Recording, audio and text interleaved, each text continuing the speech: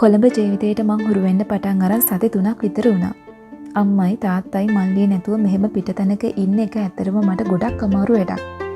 මුල් සති දෙකේම මං බෝඩිමේ හිටියේ කවද්ද සිකුරාදා වෙන්නේ කියලා හිත. මොකද ඉතින් සිකුරාදාට මං ගෙදර යනවනේ.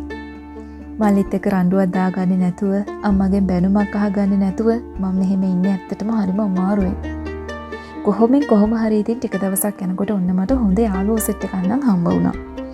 ඒ යාළුවන්ගෙන් දෙන්නෙක් දැන් මාත් එක්ක බෝඩිමේ ඉන්නවා. මට බෝඩින් ජීවිතේ ටිකක් හරි හිතට ඇල්ලුවේ ඒ යාළුවෝ දෙන්න හින්දා. ඒ මොනවා වුණත් ඉතින් බෝඩින් ජීවිතේ නම් හිතන තරම් ලේසි උනේ නැහැ. උයාගෙන කන්න ඕන, රෙදි ටික සෝද ගන්න ඕන, ඒ රෙදි ආපහු වේලන්න ඕන, ඒ ඇස්සේ පාඩම් කරන්න ඕන. ඉදිරියදි නම් ඉතින් පාඩම් කරන එක ඇර ඉතුරු කොහොම කරලා දෙන්නේ අම්මනේ. දැන් ඉතින් කවුද ඌවා කරලා දෙන්න ඉන්නේ?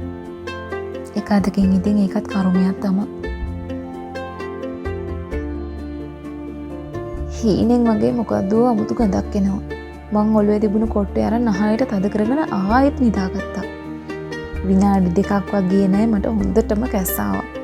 කැහැම මං ඉතින් ඇඳේ වාඩි වුණා. ෆෝන් එක අරන් මං වෙලාවත් බැලුවා. වෙලාව උදේ 5:40යි. අද මම වෙනදා සිස්ටම් එකට නැතුව ඕනේ ඉතින් ටිකක් අලුත් විදිහකට හැරුණා. වෙනදට මං ඉතින් හැරෙන්නේ ලාම් එකේ සන්දෙටනේ. අද ඉතින් ඔය මොකද්ද රොස් වෙන ගඳකට තමයි හැරුනේ. ඒකත් ඉතින් මරු ඈ. කාමරේට වෙලාව මං ඇස් දෙකෙන් කඳුළු පෙරනකම්ම කැස්සා. මොකද්ද බම් මේ? මං කාමරෙන් එළියට ගිහින් බැලුවා. අනේ අලහොද්ද රොස් වුණා බං. මිනුලි ඔන්න මූණත් හදාගෙන කිව්වා. රොස් වුණා? මං ගෑස් ලිප උඩ තිබ්බ සාස් පාන ඇරලා බැලුවා. අප්පට සිරි ඒක රොස් නම් තව හොඳා. ඒක කළු පාටට අඟුරු වෙලා.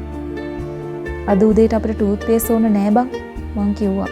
ඒ මොකෝ මේකෙන් ඉතින් මදිමු. අඟුරු වෙලා තිබ්බ බල කෑල්ලක් දිහා බලලා මම කිව්වා. අනේ පළකෝ යන්න. කොහොමද බං මේක මෙච්චර කරුනේ? මම මේක ඉදිනකන් හරියට කෝල් එකක් ගත්තා බං. අහා ඒකයි මේ.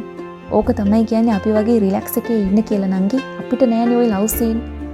කතාවෙන් කතාව අපි ඉතින් ආයෙමත් ඔන්න ආයෙ අලුතෙන් යුවා.